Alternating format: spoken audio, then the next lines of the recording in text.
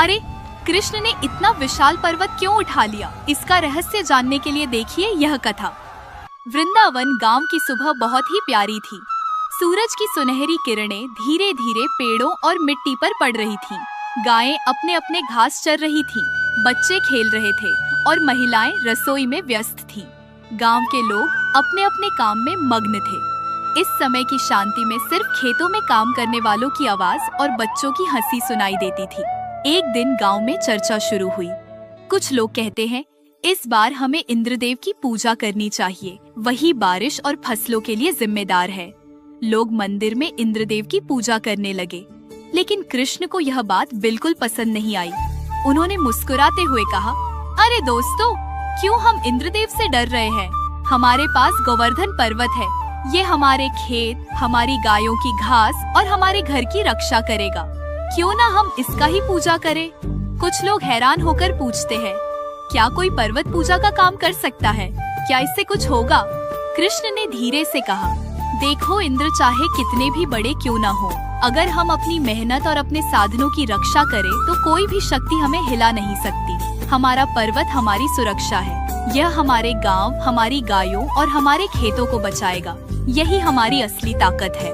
गांव के लोग सोचने लगे। कुछ लोग थोड़ा हिचकिचा रहे थे, लेकिन कृष्ण की बातों में सच्चाई और समझदारी थी। धीरे धीरे सबने तय किया कि इस साल वे गोवर्धन पर्वत की पूजा करेंगे और इंद्रदेव से सीधे मदद मांगने की बजाय अपने साधनों और पर्वत पर भरोसा करेंगे। इंद्रदेव को यह बात नागवार गुजरी। वह क्रोधित हो गए और बोले, अरे, यह छोटा बालक कौन है जो मेरी पूजा को छोड़ने की बात कर रहा है? मैं इन्हें दिखा दूंगा कि बारिश और तूफान कौन लाता है। मैं यह गांव सबक सिखाऊंगा। इंद्रदेव ने अपनी शक्तियां इकट्ठा की। काले भूरे बादल आकाश में जमा हो गए, बिजली चमकने लगी और गड़गड़ाहट से पूरा वातावरण डरावना लगने लगा। गांव वाले डर गए। महिलाएं अपने बच्चों को पकड़कर घरों में भागी। कई लोग आपस में कह रहे थे, अब क्या करेंगे? यह इंद्रदेव बहुत क्रोधित है, हम कैसे बचेंगे?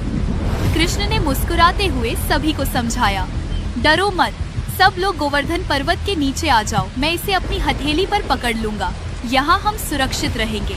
याद रखो, जब हम अपने धर्म और कर्तव्य में दृढ़ रहते हैं तो कोई भी शक्ति हमें हरा नहीं सकती।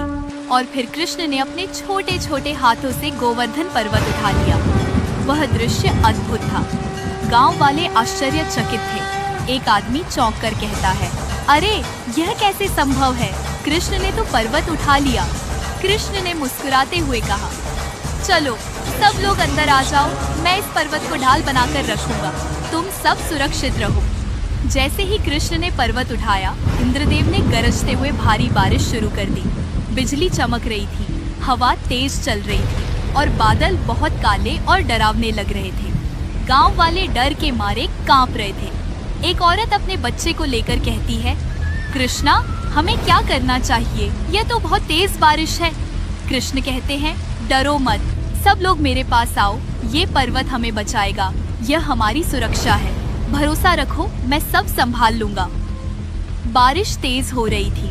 हवा की तेजी से पेड़ झुक रहे थे और कुछ घरों की छतें हिल रही थी। लेकिन कृष्ण ने पर्वत को इतनी मजबूती से अपनी हथेली पर रखा कि गांव वाले उसके नीचे सुरक्षित रह सके। इंद्रदेव ने देखा कि उनके सारे प्रयास व्यर्थ हैं। उन्होंने क्रोध में कहा, अब देखो, यह बालक कैसे बचाता है।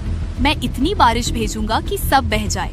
कृष्ण ने शांत होकर कहा, तुम जितनी भी ताकत दिखाओ, हमारी सुरक्षा हमारी समझदारी और साहस में है। गांव वाले मेरे साथ हैं और यही हमारी असली ताकत है। बारिश और तेज हो गई। बिजली चमकती रही, हवा जोर से चल रही थी, पर कृष्ण ने पर्वत को अपनी हथेली पर मजबूती से पकड़े रखा। गांव वाले उसके नीचे सुरक्षित थे। उन्होंने देखा कि केवल हिम्मत, समझ और विश्वास ही असली सुरक्षा है। इंद्रदेव ने देखा कि उनके सारे प्रयास बेकार हैं। उन्होंने कहा, अरे, यह बालक साधारण नहीं है। उसके भीतर वह शक्ति है जो प्रेम, साहस और धर्म से आती है। मैं अब अपनी क्रोध की बारिश रोकता हूँ। बारिश रुक गई। सूरज की रोशनी धीरे धीरे फैलने लगी और गांव वाले सुरक्षित रहे। सभी ने कृष्ण के चारों ओर इकट्ठा होकर उनका सम्मान किया। एक आदमी बोला, कृष्णा, तुम्हारी बुद्धि, तुम्हारा साहस और तुम्हारा प्रेम हमारे गांव को बचा गया। हम हमेशा तुम्हारे आभारी रहेंगे। कृष्ण मुस्कुराते हुए बोले, याद रखो दोस्तों, असली शक्ति केवल किसी देवता की पूजा में नहीं है। असली शक्ति हमारे कर्म, हमारी समझदारी और अपने प्रियजनों के प्रति प्रेम में है।